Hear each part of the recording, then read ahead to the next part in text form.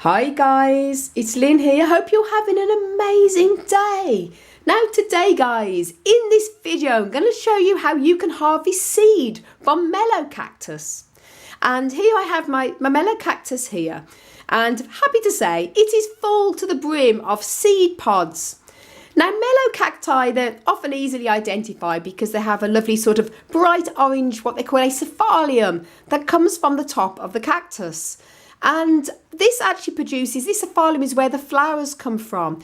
In a lot of other normal types of cacti, the flowers usually emerge from where the areoles are, which are the where the spines come out of here. But as in Melocactus, a mature Melocactus forms a cephalium, and this is where flowers come out. And after the flowers, the seeds. And I'll just show you here. This is full of seeds. Almost look like little candles on top of a cake. And they're very, very easy to harvest. They're small seed. As anyone who knows cacti would know, cacti seed varies so much. Sometimes they can just be like hard seed pods where the seed just bursts out. And sometimes they can be very fruity, almost like, say that like a dragon fruit. The Hylocereus is a large, big cactus fruit. So they vary so much. And I've made many, many different videos on how to harvest different types of cactus seed for that reason, because there is so many different types of cacti, types of fruit, and different ways of harvesting the individual type of cacti. So do check out a playlist that I'm going to be putting up on this video now. It's up above. It says how to harvest seeds from cacti, and lots of different types in there. And also put it down below in the about section of this video too. But this one is going to show you how to harvest Melocactus. And you will know that what happens when the fruit obviously is ready to be harvested. It forms a little pink fleshy little pod. And you can leave these. These are going to show you two different stages. One is when it's in the fresh little seed pod there, and when it's also dried up too. And it doesn't really matter. They're both ready to harvest. If you're a bit unsure, if it's not going to come out very easy, I would leave it. You'll know when it's easy to harvest when it just pulls out very easy, which I'm going to show you now. So obviously you want to have seed pods first of all, and you want to make sure they're mature. So I'm going to pick this little one here, little fleshy one, and yep, it comes away very easy, and that's how you know. And I'll just show you there what it looks like. You can see all the seed inside the little fleshy fruit. And that's more than ready to harvest, because usually it would still be very pink at the top. And you can see how it's more the seed fruit, I should say, the seed that the fruit is in is sort of drying up now, almost like a little sheath with all the seeds inside. So that's one I'm going to show you there. I'm going to pull another one, very easy, just gently pull it out. You can use some tweezers if you want, but it's easy enough with your nails. That's there, that's also ready as well. And I'm not going to do the whole plant because this is actually Hans looks after this Melocactus, so we're going to share the seed. He has different methods to sowing seed than I do, so I'm not going to pinch them all off him. It's going to be fun to sow these seeds. I'm going to put another one there, and there you go. And that's that. So I'll leave the other ones on for harvest to Hansy to harvest. Bit of a tongue twister there. Now then, I've got the three little seed pods. So what do you do? Now, usually the juicier the fruit, the more paper towels you're going to need, because you need to separate the fruit from the seed. But in this case, there isn't really much fruit in these. They're very sort of thin, really, tiny bit of fruit there. And all you've got to do is just gently break the little transparent skin that it's in of the fruit, and then obviously just wipe it then gently onto the paper towels. And the reason by doing that is the paper towel helps to absorb the excess fruit, and it will be a sticky type of fruit. The fruit is what protects obviously the seed, and in nature animals and birds would eat this juicy fruit, and then a few hours later, or certainly by the next day, when they do their little poos, the seed will be deposited somewhere in a different part of the area with fertilizer already in it, and ready to sort of grow.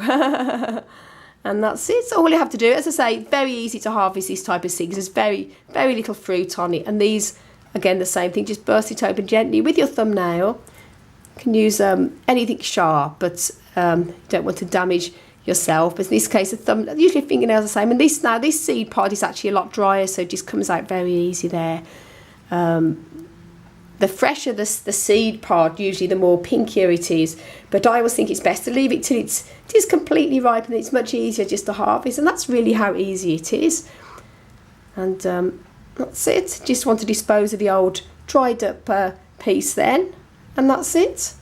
Now, when it comes to sowing cactus seed, I've made a video on how to grow cactus from seed. So also links up above to that video as well, and also down below on how to grow cactus from seed.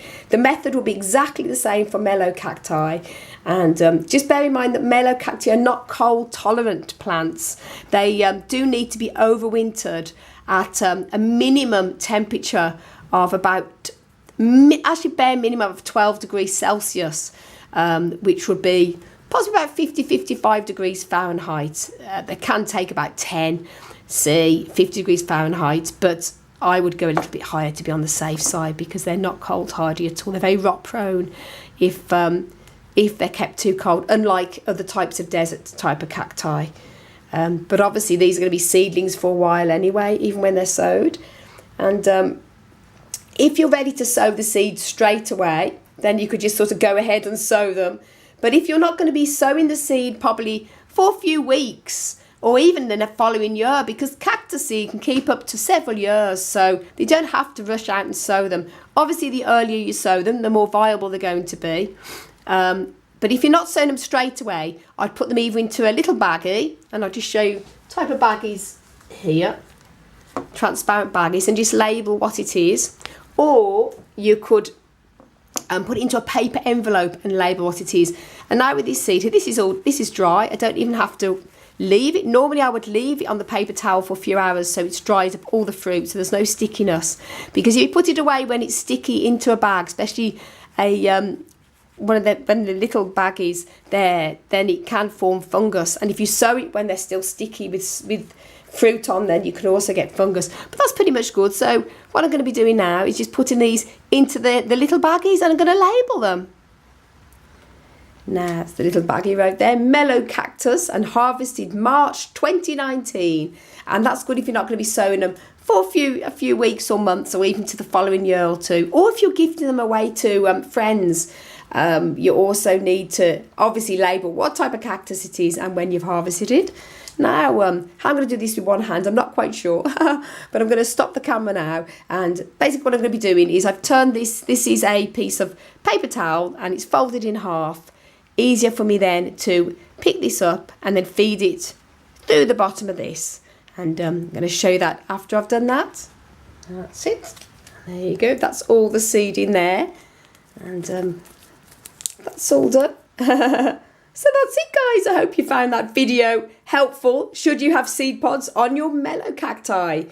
And as I say, melocacti, they're amazing. Quite different little cactus with a cephalium on the top. But just bear in mind, they're not cold hardy plants, so don't go overwintering them in cold, dry conditions. They like to also have a bit more moisture during the winter too. They're like a little bit more watering. In fact, I would not water any of my cacti and the majority of my succulents over the winter. But with melocactus, we do still keep them lightly watered. About once a month, we give it a bit of a water, depending on where it is. Now, we keep ours in the grow room, and usually keep it sort of watered, as I say, once a month, and then give it spray with a bit of extra rainwater once a week to keep it humidified and not totally dried up. As I say, they need more warmth totally over the winter, so very different conditions. So guys, thank you so much for watching, and I want to send you loads of love, heaps of happiness, and tons of plant power. As always, I'm across the Emerald Isle. And until the next video, bye.